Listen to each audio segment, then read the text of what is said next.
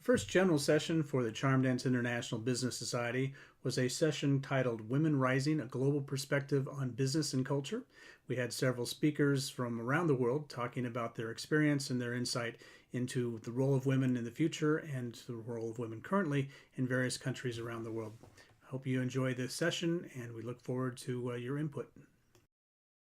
And as I say, that the whole thing is based on the Charm Dance principles and Charm Dance framework, which is a mnemonic for business principles and business skills. And it started actually in Guyana on a USAID project where I taught the 10 secrets of international trade, and realized that when the guy at lunch repeated the exact same points that I did, almost the exact same order, I realized that they weren't secrets, but they were keys.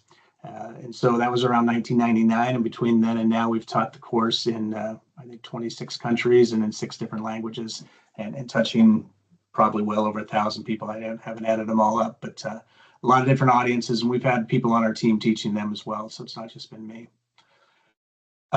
So the focus on this one is a global perspective from the women's standpoint. And it's a topic that, with USAID pulling out of a lot of things, there's some changes that are happening in programs that support women. We'll hear of that from our second speaker here this morning.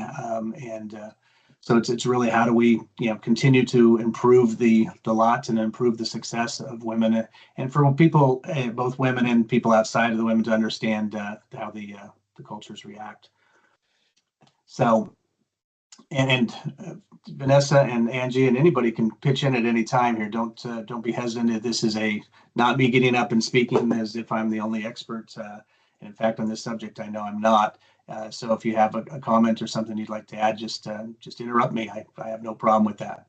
So, and one of the things on global culture and expectations, the way that women are treated in business is different in every culture.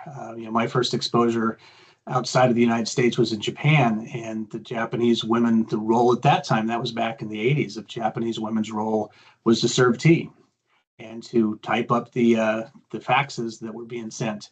And that was it. And there's very few, at that point in time, there were very few women that had made an entrepreneur and a success of themselves in Japan. One of our other team members, or one of the other members of the society, is a lady by the name of Donna Feltrup. Donna was very successful in Japan. She was an American, went over and worked for Daiei. She speaks Japanese and really understands their culture. And it was really unique to have her back at that time. She was in a role that most women, Japanese or American otherwise, wouldn't be involved in. And how the Japanese treat their women and culture has changed over time. The women are becoming more and more involved. It's interesting, Kikoman, a 320-year-old company, was founded by a woman. So it's not always been that way. You look at the Middle East and how the women are treated, and we'll have a present talk here in a second by a young lady from Afghanistan. And I'll play that here. If you can't hear it, let me know, but the technology should be there to where you can hear it. Of our first general session, which is Women Rising, a Global Perspective of Business and Culture. Our first guest speaker was Rokia Ansar. She's an entrepreneur and marketing manager based in Kabul, Afghanistan. She has over 5 years experience in producing and promoting the brand Nora food products, along with collaborations with jewelry and Turkish biscuit companies, specializing in creative marketing, empowering women in the value chain for food and handicrafts. She's eager to learn and apply the Charm Dance principles and approach to expand her international business. Please join us in welcoming Rokia Ansar. Hello and good time. My name is Rokia Ansar, and I am a woman entrepreneur from Afghanistan. I am glad to have this opportunity to share my experience with you. One of the biggest challenges I faced as a woman in business was the widespread belief that a woman cannot run successful or formal business. Many people think that a woman should stay at home or only engage in small hobbies. In addition, the lack of access to financial resources, loans, and official support was also a serious barrier in my journey. This challenge made me lose confidence at first, but over time I was able to prove myself. In marketing, I have tried to introduce my products in ways that show respect for the local culture from traditional packaging to familiar colors and names. I adjust my approach to fit people's values. For international markets, I focus more on the authenticity, natural quality, and handcrafted value of Afghan products. Along the way, networks of women entrepreneurs, training programs from support organizations, and solidarity among women have played a very important role for me. Even small encouragements from friends and family have been a great source of motivation regarding culture expectations. Some aspects have supported my business, such as the strong trust people have in homemade foods. However, some restrictions on women's public participation made it difficult for me to attend all trade fairs or promote my products directly. The international community plays a circle role by crucial role by providing training, financial resources, and networking opportunities. Their support gives women in our countries more hope and motivation to move forward. For women who want to enter international markets, my advice is to start small but think big. Believe in yourself and the quality of your work. Don't be afraid to share your story and your authenticity is what truly matters on a global level. If there is a change in my country that could significantly help women entrepreneurs, it would be easier access to financial resources and formal government support. If women can access loans and obtain official documentation, many more women can succeed just like me, or even better. Thank you to everyone who made this opportunity possible for women entrepreneurs to have their voices heard. With respect, Rukia Ansar. Thanks a lot. So hopefully everybody heard that. We also, down below on this PowerPoint, there's the links to her social media and her websites. I asked her yesterday in our conversation, if she's allowed to participate in international trade shows. And she says that she has been able to participate virtually, but she cannot get travel clearance. So it makes it difficult. And one of the things I think is interesting, one of the pictures that she sent us, obviously there's her daughter in the picture, and that's the critical thing is how to balance family and how to balance the business. And we'll talk about that on the next slide. As a resident entrepreneur for 2020 DC, Hill was always available for work and 24 hours a day. I could contact her and get feedback. She's an excellent speaker and one that has great potential to move forward. Please join me in welcoming Hill Skaff. Hello, Jim. First, thank you so much for taking the opportunity so we can have this small intervention.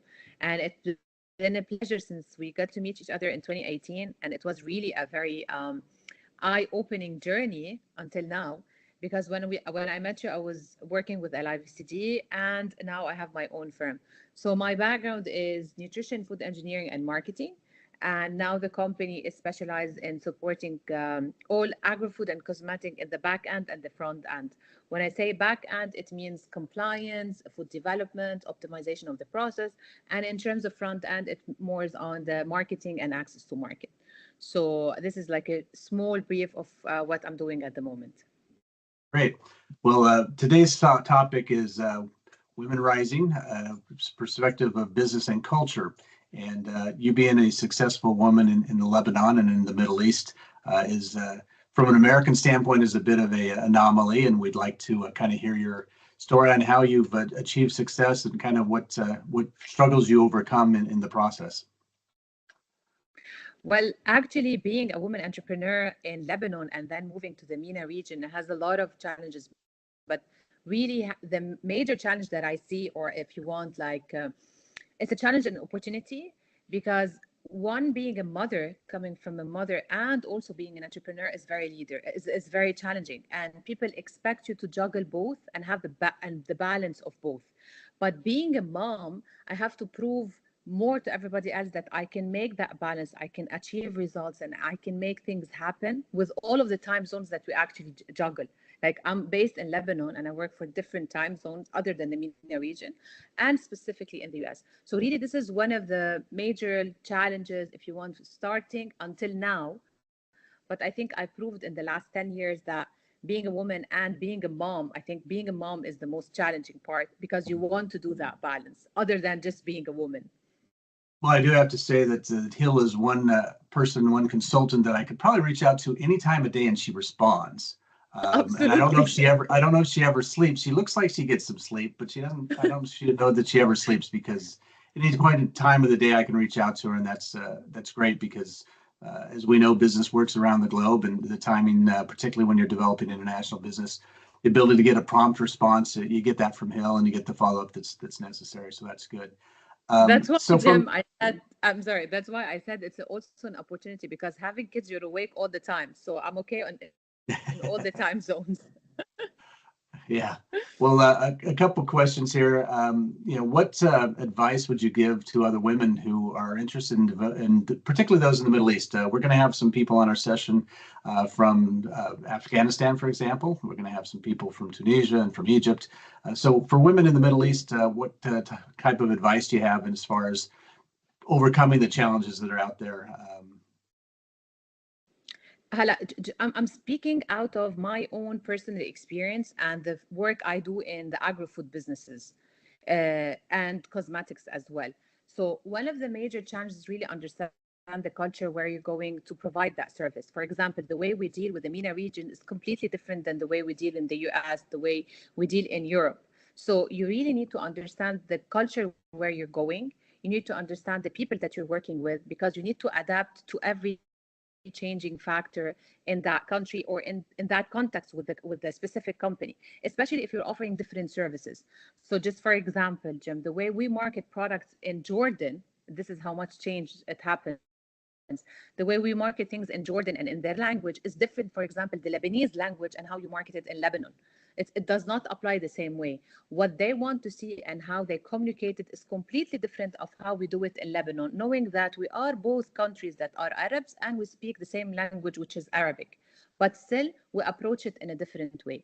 So for as an entrepreneur, if this is marketing that you're working on as a service, or either digital or even innovation in a product, where you are going, you have to understand the consumer, you have to understand your audience, and you have to understand the culture. Having these three, these are on top of my mind, that you really need to understand before going into that market. Again, on innovation, what sells in Lebanon as top of mind, for example, we have a very famous hummus butini. Right now, it became international. But if you take me X years ago, no one knew what is hummus, for example. Now it's a staple product everywhere. Same thing goes to other things. Health bars. We never had health bars in Lebanon. It was always an imported product. So developing a health bar that meets the Lebanese market is also different than developing into other markets where we're saying only it will be sold in that market and not internationally. So you need to adapt to the culture. You need to adapt to the consumer need and you need to adapt to whatever service you are going to give that market. So that's why do your market research, understand the service, understand the gap, and then develop accordingly.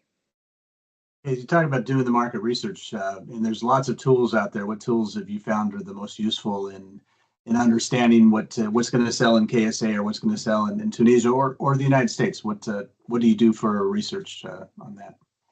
Well, I need to give you credit on that. That's first. Because when I started my whole journey, the way we did the market research is we always subcontracted companies, or we worked with companies that does that homework for us.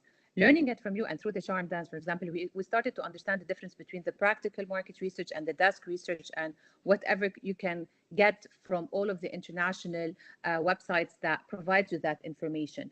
And you don't, you need a lot of time to practice and know how to read and analyze this data and couple it with interviews in that market. For example, I know, let's say just for just the sake of an example, you know that this country is importing that product and you believe, yes, based on all of the numbers and data that you have, this is a great product for you to penetrate. But then you check uh, on the practical side, you see you might not be competitive in terms of price. You wouldn't understand the layers that comes with it.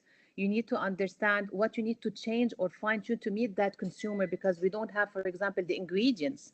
So this is really challenging, and you need to really practice on it to better understand how to enter that market, both on the market research as desk research and both on the practical where you're going to do the interviews and all of that.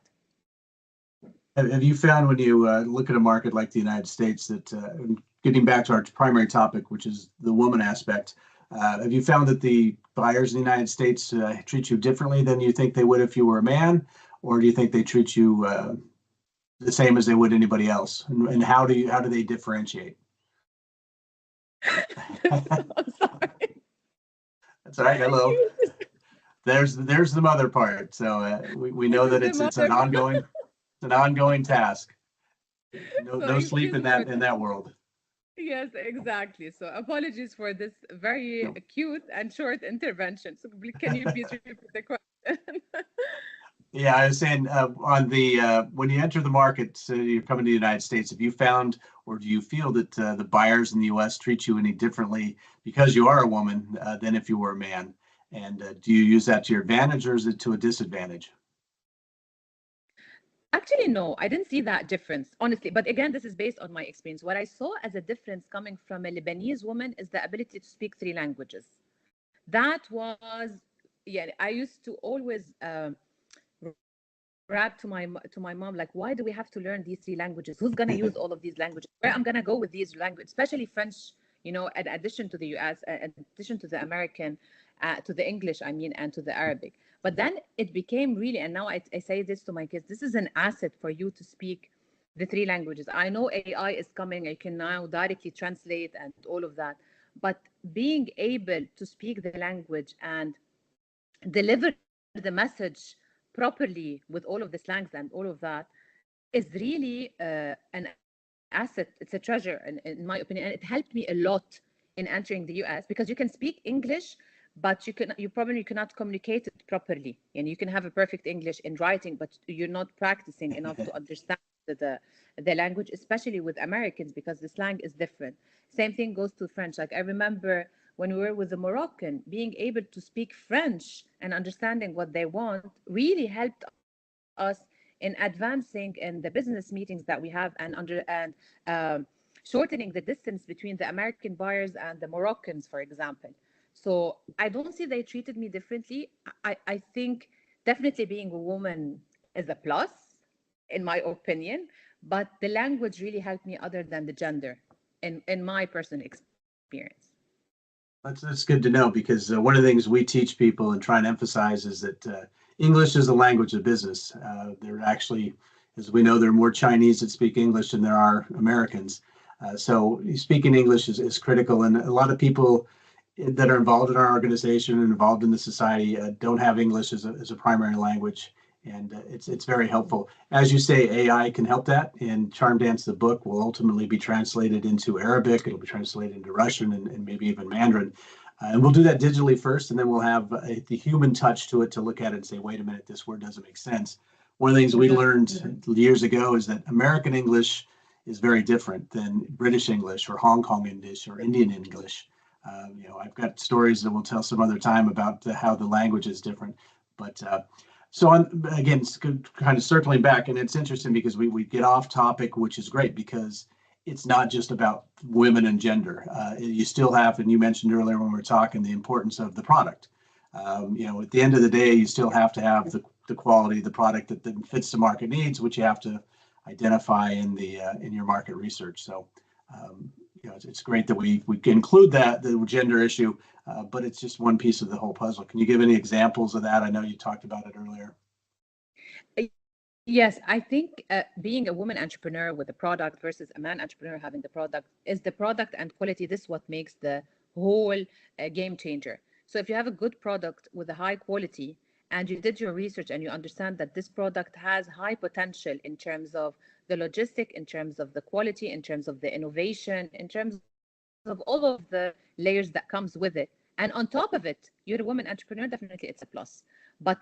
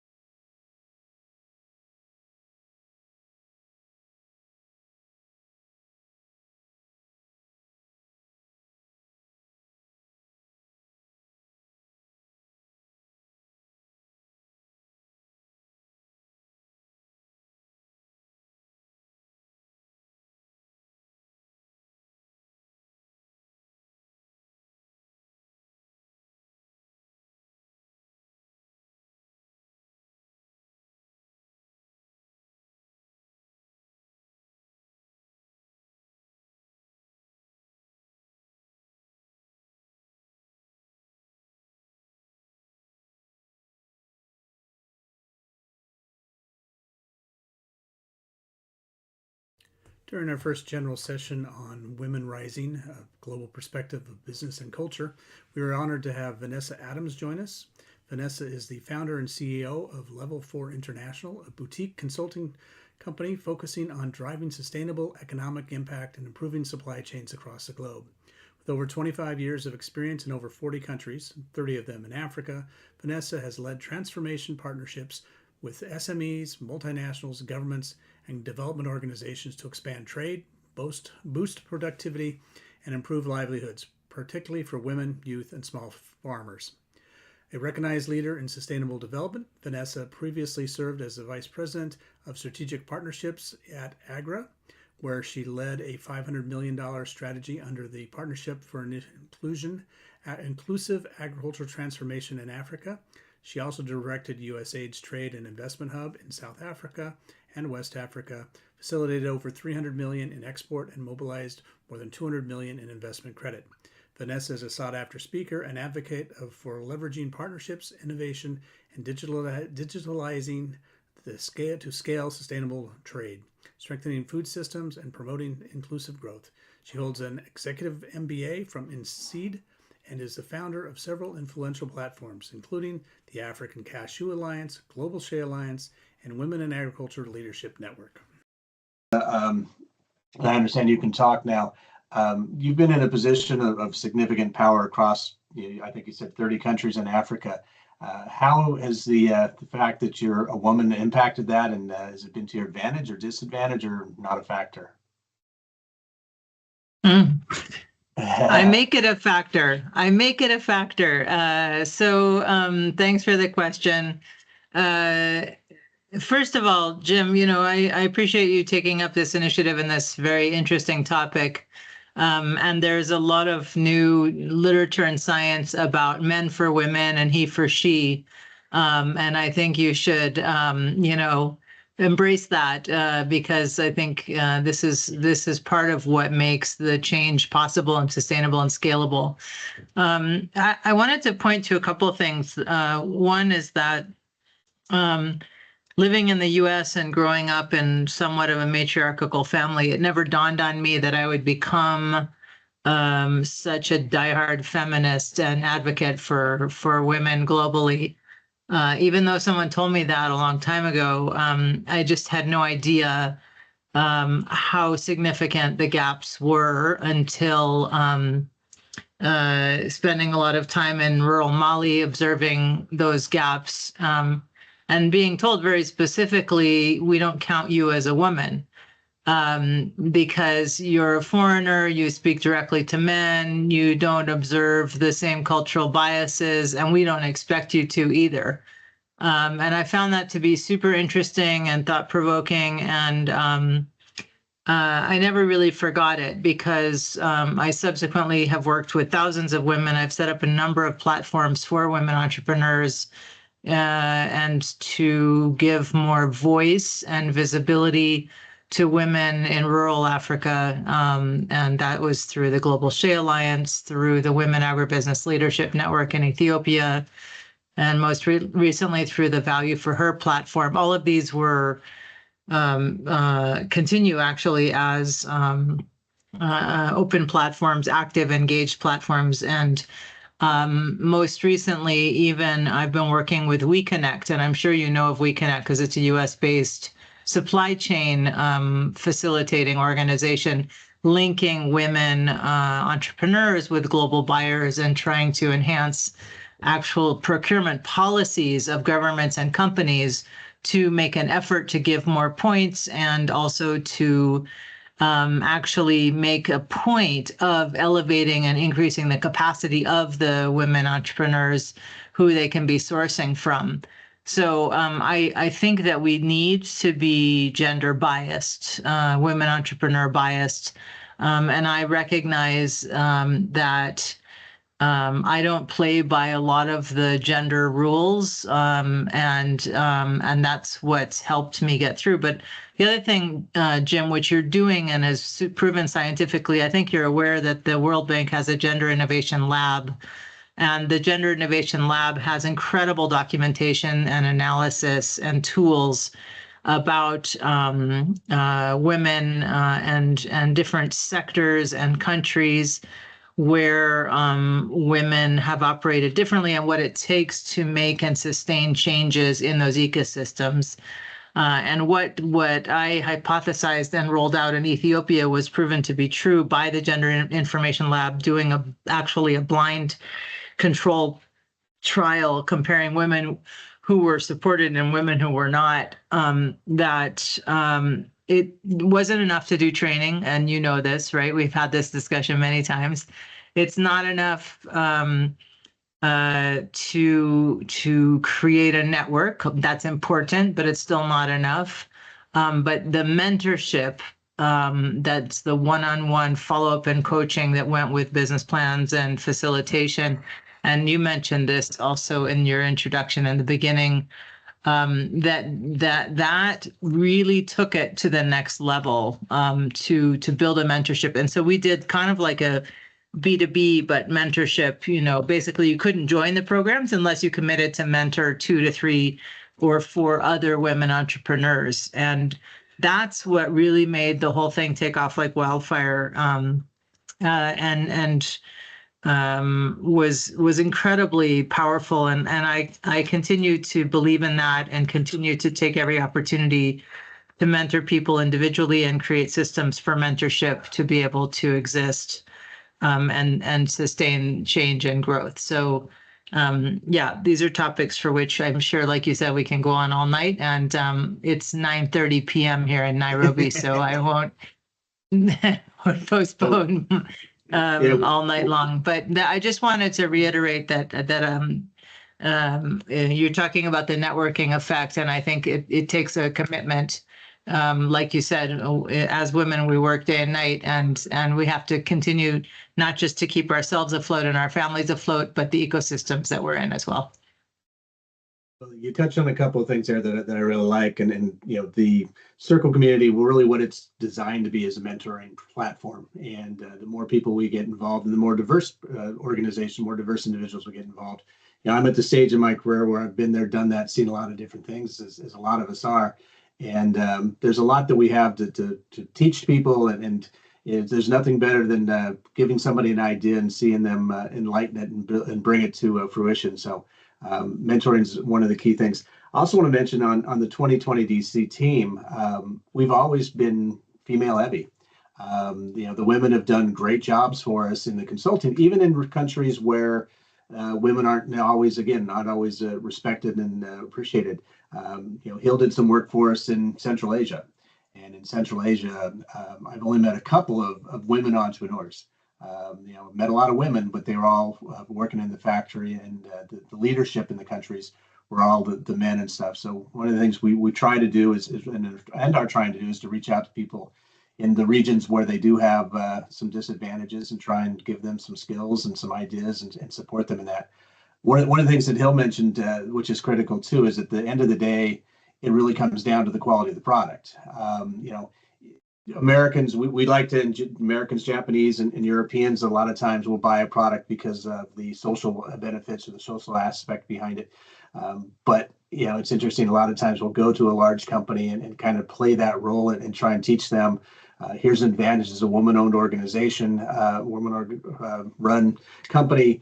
You really need to take a look at it. And they kind of scratch their head and say, I can buy cheaper here. And we saw that with the Ethiopian honey in Anuga several years ago, where the lady was presented it to a buyer, and the buyer said, the lady offered it at, I think, $12 a pound. He says, I can buy all day at $4. He says, why should I buy from you? And she goes, well, because we're a woman-owned organization. He goes, well, that's great, but it's not worth 3 times the price. So one of the things that we want to do from a 2020 side and from kind of the mentoring side here too is let's take a look at the product, let's educate the people and try and fine tune the product so it's the product that sells. So there's the 2 aspects of it. And a lot of people here and globally are beginning to more and more open up to women business entrepreneurs and women's business leaders. So the opportunities are there. We had Angie Parker join us. Angie is an executive director of the Alliance of Angels, one of the Pacific Northwest's most active angel investor groups, a former Air Force aviator turned startup operator.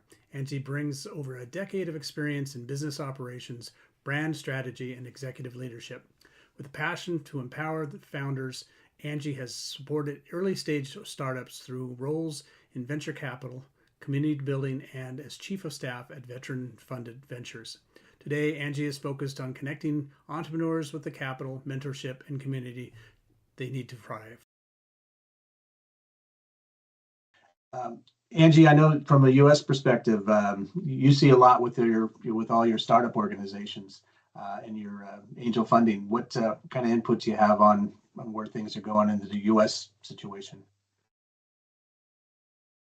Where things are going with respect to women entrepreneurs? Women entrepreneurs, what's the kind of the attitude? Do you see a change in the way that people treat them? Is there, what can be done from an individual standpoint, or what training needs to be done, or what skills need to be done, or education needs to be done to give them a greater opportunity?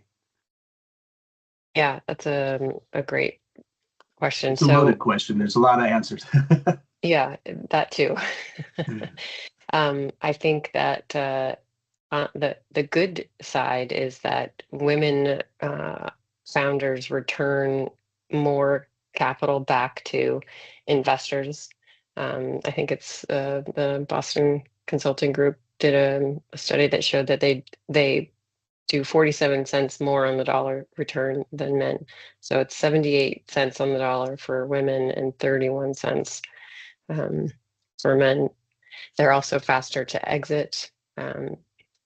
And what other fun facts are they? So generally why would there better. be the difference? What do you think is the difference in why they return more than the men? What's the factor? Yeah, I can hypothesize all day on it, but I think that it does come down to, women generally, and these are hypotheses, but like women are generally better collaborators. I think we also have a great skill for balancing lots of work and bouncing between tasks.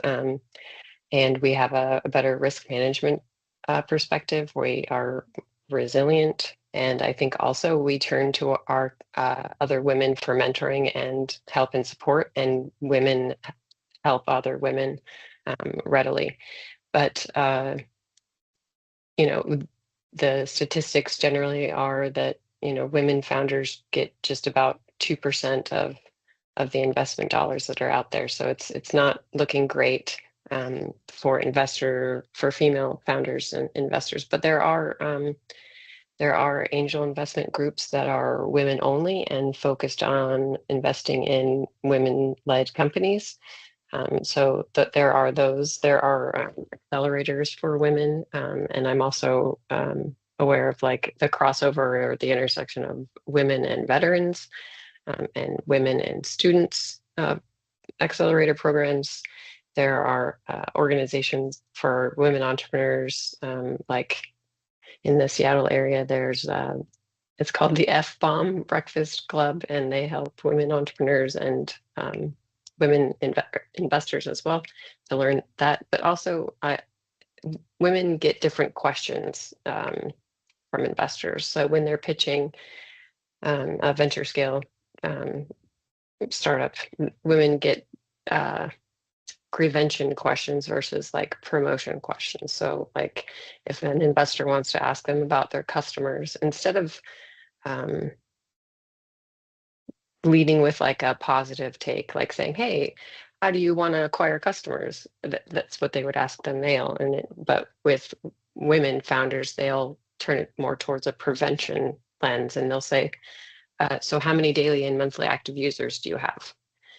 So you see this different kind of questioning for women founders, and it's not actually just from male investors. So women and men investors ask women founders different questions. So there's that lens as well, which is fascinating. The risk taking and multitasking, and that's one of the things when I mentioned that a lot of the 2020 DC team were women. Because they do have a great ability to multitask while still focusing. I multitask, but I have a hard time focusing sometimes. I have to rely on other people to bring me back into focus. But most of the people on my team, the women that worked with us, they were able to multitask. They were looked at things from a different perspective, kind of a broader perspective. From if a guy were sent into the same situation, and they actually had an ability, kind of what we call the entrepreneurial eye, to see some opportunities that the men may have missed. A lot of times it appears that men, again, it's hypotheses and from experience, but I think we a lot of times are looking at a specific task and as opposed to looking at the bigger picture. And that's one of the things, again, in the charm dance philosophy and framework, that's one of the things we try to teach people is how to look beyond what's right in front of you. And I think the women that I've worked with on an international basis have been able to accomplish that with a broader perspective. So, anybody have anything else to add to this conversation? Yeah. Otherwise, I'll go ahead. I just wanted to take the opposite view for a minute. My most previous boss, Agnes Kalibata, used to decry and bemoan the need to have specific programming for women farmers and women entrepreneurs. And she felt like that was in some way demeaning or disrespectful of family businesses and family dynamics and family farming. And we spent a lot of time debating back and forth and thinking about the pros and cons of calling out the differences. And it's interesting because when there tends to be oversimplification, and I think, that we all look at, for example, if you have siblings, you don't think of your siblings in categorization necessarily, because you might have really different, characters and styles and so on. So, and I grew up also thinking a lot about this comment of, we used to call some girls tomboys, right? And so I think that there's a lot more complexity to this and subtleties. And you were talking earlier about combat and this conversation is a live conversation about women going to war and taking up what's an appropriate level of risk, for example, and does that cause some kind of harm in society? So I just wanted to recognize the complexities amongst women, and how I realized also that the biggest challengers to women sometimes are other women blocking them, putting them down, competing with them, undermining them, manipulating each other, stealing each other's businesses, and so forth. So I don't think that the main barriers are necessarily men versus women at all. I just wanted to add more color to that. Thanks. I do want to, I kind of emphasize one of the points there. Women also a lot of times appear to be more competitive. And that's probably because they have had to be throughout their lives.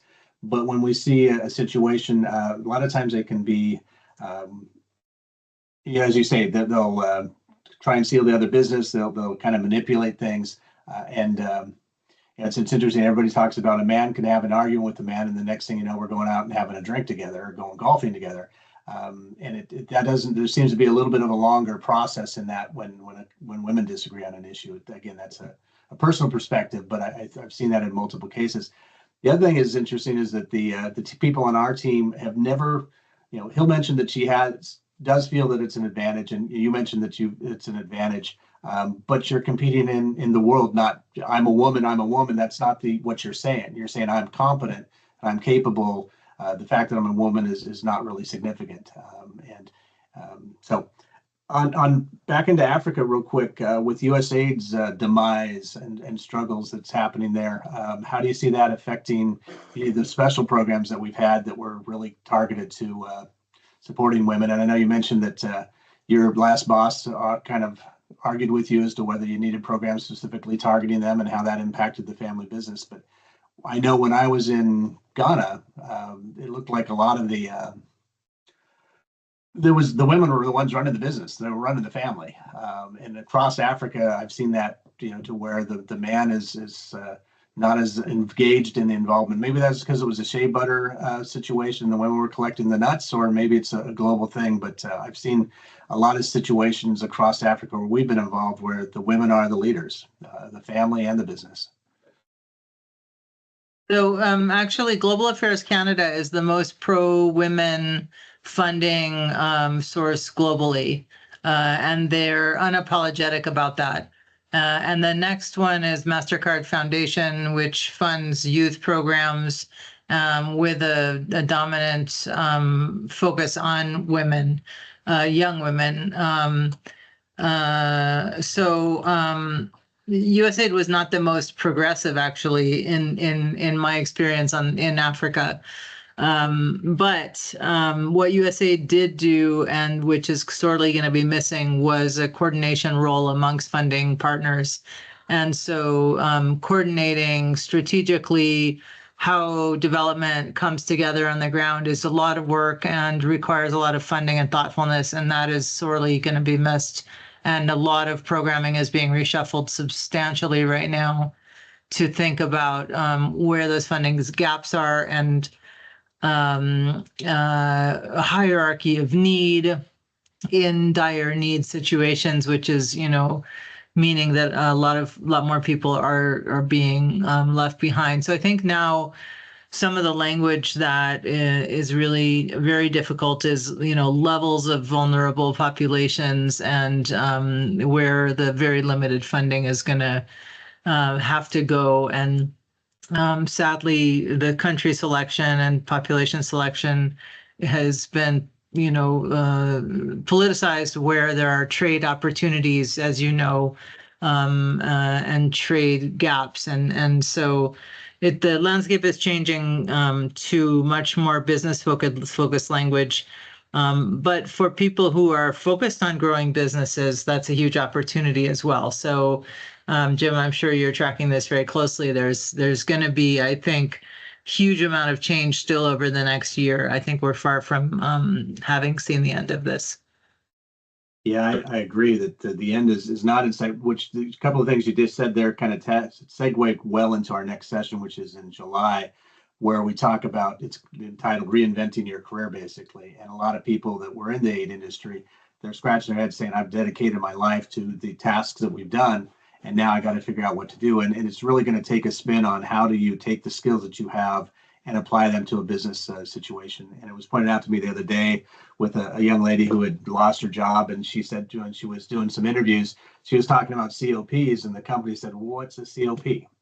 And for those of us in the industry, it's obvious it's a chief of party, but outside of the industry, even the terminology is different. So we'll kind of talk about how to rephrase what you're saying so that the industry and the private sector understands. And I think that the private sector will step up to a certain extent, but again, it all, we're a firm believer in the trade for aid, and how do you find the products that are going to sell and the products that are market.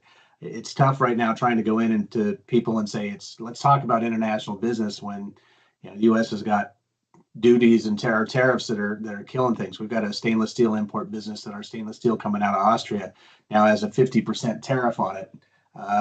If we were to ship stainless steel into Austria, it'd be duty free, tariff free. So it's tough to go to people and say, let's talk international trade when we're trying to moving more and more toward isolationism.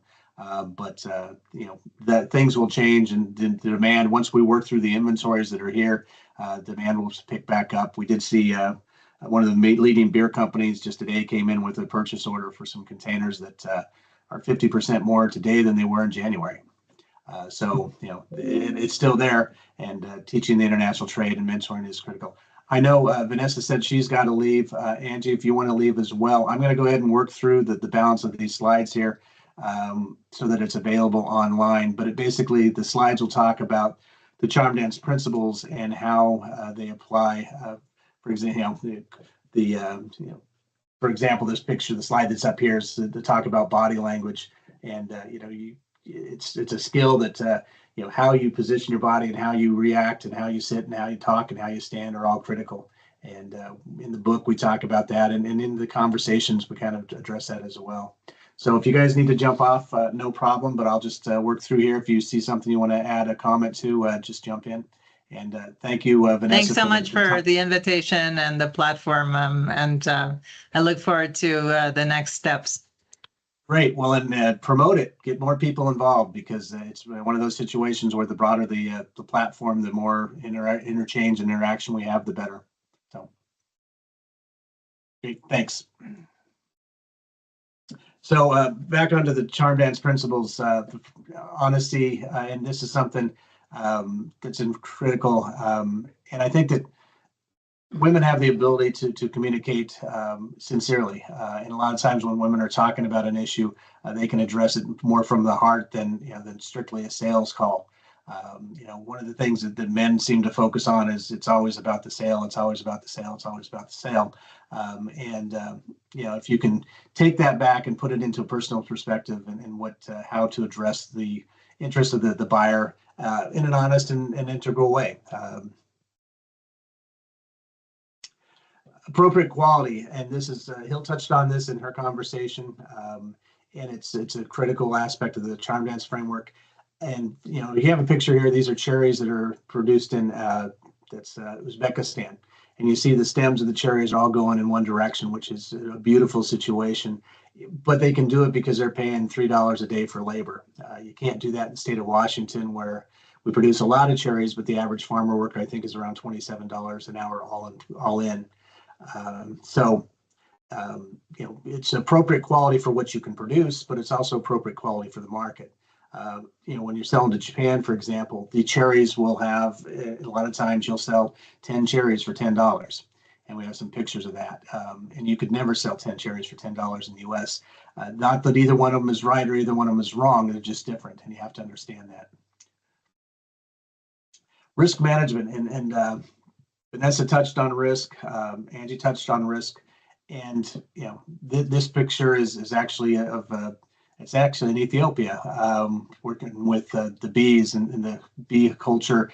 And it's interesting because the traditional beehives in Africa were basically handled by men, because you would climb up a tree, put a log in the tree, and come back sometime in the future, and the bees will have settled in there, and you will have been able to climb up the tree and harvest the honey. That was very risky, very dangerous. One of the things that's happening is people are moving more and more to the modern hives, which produce more, are safer to a certain extent because you're not climbing trees, and women can be engaged. Honey is a great one because it doesn't take a lot to be able to produce honey on a small scale or on a large scale, and it's moved from being very risky, climbing the trees and walking through the forest or the jungle, to where you can do it inside an aviary. So that's kind of an example of how the risks from an entrepreneurship and from a micro entrepreneurship. A lot of the times, one of the challenges with Africa or a lot of places is that they're producing 2 liters of honey, and that's it. And in most cases, those 2 liters are going to be sold on the street locally, and so it makes it hard to look from a quantity and capacity for export. One of the companies that we work with in Zambia, actually, there's a company called Forest Honey, and they're doing the traditional hives across an area of Tanzania and Zambia, both, and it remains risky. We're encouraging them to look at some of the modern processes, which will engage more women in the process. Understanding the markets, and a lot of what we do and we've done in the past, and particularly on the international development side, is agriculture and food products, and understanding food products and what sells. And it's interesting. Everybody says, well, the quality sells, and that's true.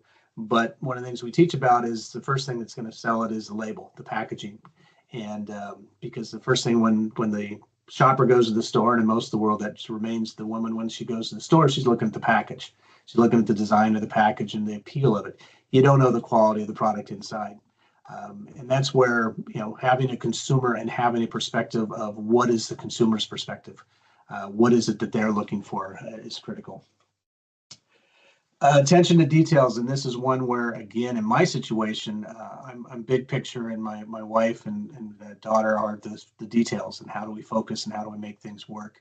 And one of the things with entrepreneurs, the biggest challenge with an entrepreneur is focus, and taking the many ideas that we have and how do we narrow them down into an executable program. It's interesting, the different cultures. In Japan, their attention to detail, it'll take them 2 years to make a purchase order on a product that we would consider as a no-brainer. It's better quality, better price, but they ask every question about it. We had some tomato paste out of Peru that was that way, where the quality of the product was better than anything else on the market because it was redder, and they couldn't figure it out. And it took them 2 years to realize that the reason why it was happening was because they were harvesting by hand. They were only picking the red tomatoes versus picking 50% red and 50% green. So attention to details differs in the markets. I could go on with a number of stories where details between, again, Peru and Japan is a great contrast. in the amount of details that they spend on things. And again, the ability of anybody to take the details and sort them and determine what details are important and what details are less important is a tough thing. Leveraging advantages. We talked about the woman's role and multitasking, and this is a picture in Peru of women harvesting potatoes. And as you can see, their children are with them.